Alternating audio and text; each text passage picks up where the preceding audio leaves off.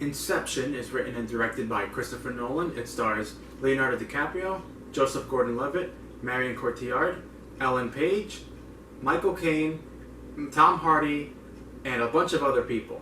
Now, Inception is a science fiction movie that focuses on the concept of dreams. This movie focuses on a character named Dom Cobb, played by Leonardo DiCaprio.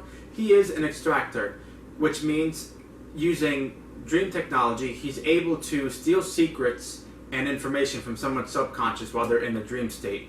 However, he is also a fugitive that is wanted for a crime he may or may not have committed.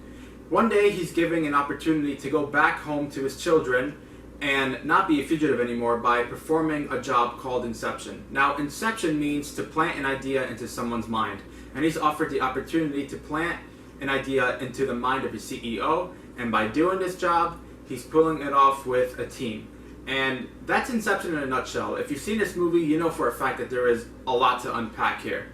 And I'm going to keep this fairly vague because I know there are still some people who still haven't seen this movie, but I will still review and give you as much information as I can as to why I enjoyed this movie so much. Now, Inception came out in 2010. This was released 2 years after The Dark Knight. The Dark Knight ended up in a huge cliffhanger, and it made people want a third Batman movie, but Christopher Nolan didn't do that right away. He made Inception, an original concept with a huge budget. It's a science fiction film with innovative technology and the use of practical effects and these huge set pieces that involve a lot of action. And Inception is a movie that really is unique in its own way. There's inspiration from movies like The Matrix, but it's very much its own thing.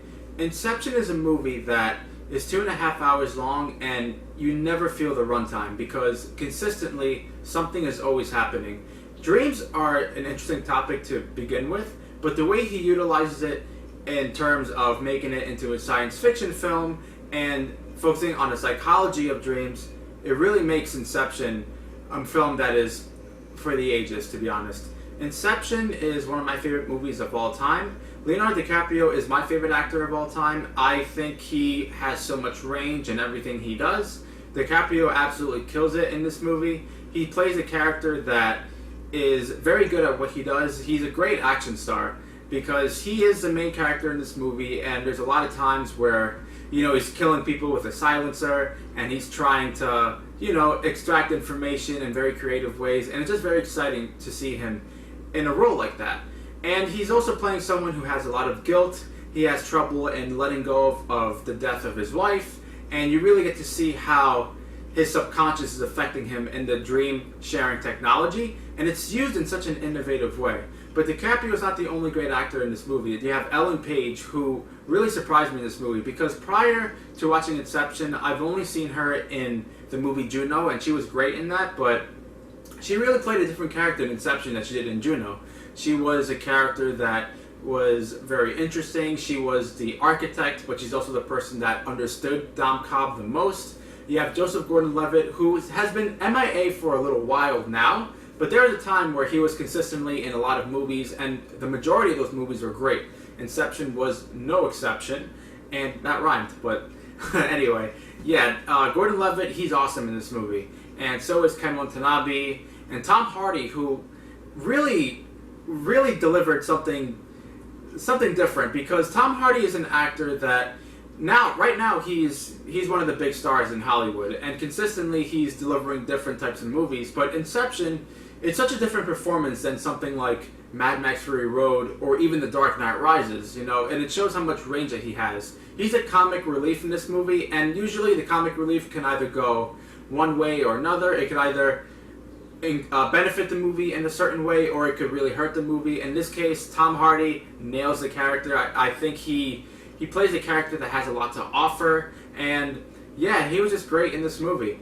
Inception is a film, like I said, has a lot of action. This probably has more action than any of the Batman movies, to be honest, and that's not a jab at the Batman movies at all, but it really showcases that Nolan can really take a movie, make it original, and utilize the practical effects and really showcase how talented he is in terms of just incorporating the action scenes and into his film. And Inception is a film that still holds up 10 years later in terms of its storytelling, in terms of the action set pieces. I mean, the third act, which is basically just the characters in a snowy mountain, and you have a lot of gunfire, and you see a lot of inspiration of Bond, but in its own original way, you know, just utilizing science fiction with James Bond, and you can't go wrong with that. The ending, which is still, as far as I'm concerned, an ending that's talked about a lot within the past couple of years, and I think it's a great ending. And I think some people misunderstand the ending of whether he's dreaming or he's not. I just think the concept of the dream within the dream is just awesome, and the way it's utilized and how time slows down and the usage of slow motion. And this is a very complex film, and I absolutely love Inception. Now, do I like this more than The Dark Knight? Well, it's apples and oranges. I prefer The Dark Knight. I can't deny the fact that this is probably the more complex, thought-provoking movie than The Dark Knight, and if someone were to say that's why Inception is a better movie, I really can't argue with that. I just prefer The Dark Knight, personally, even though I do understand they're apples and oranges. But this was the first movie this is the first Christopher Nolan movie that was nominated for Best Picture, which is crazy, but it finally happened up until this point. And yeah, this film won Best Cinematography, won Best Visual Effects, the score from Hans Zimmer. I mean, the song Time is one of my favorites of his. And yeah, I just absolutely adore Inception. Inception is a film that is one of its kind. I do believe it should have won Best Picture at the Oscars in 2010. And I'm going to go 10 out of 10. I mean, I've used this rating so much in the Christopher Nolan series, but you know what? I don't give a shit, man. Nolan's the man, and he knows what he's doing. So Inception is a 10 out of 10. I love this movie. And if you haven't seen it, I'll say this. This month, not this month, in July, they're planning on doing a re-release of Inception in IMAX. And I've seen the movie in IMAX when it came out, and I'm telling you, that is the way to see it. And if you're watching it for the first time in IMAX, I'm telling you, you're in for a treat. It's supposed to be July 17th where they're supposed to re-release it, assuming, you know, it's safe to go and the coronaviruses don't spike from here until then. But yeah, I would highly recommend seeing it. And if you have seen it, I guess you either share my sentiments or you think I am crazy for thinking that this is a great movie. I don't know. But in any case, yeah, adore Inception. Is one of my favorite movies, and I believe it will be talked about for many more years to come. And that's my review of Inception. Thank you guys for watching. I hope you guys enjoyed this review. And until next time, I will be reviewing The Dark Knight Rises next week, which is the third movie in the Dark Knight trilogy. I'm excited to talk about that one. And thank you guys for watching. Hope you guys have a good day, and I'll see you guys next time. Alright, take care.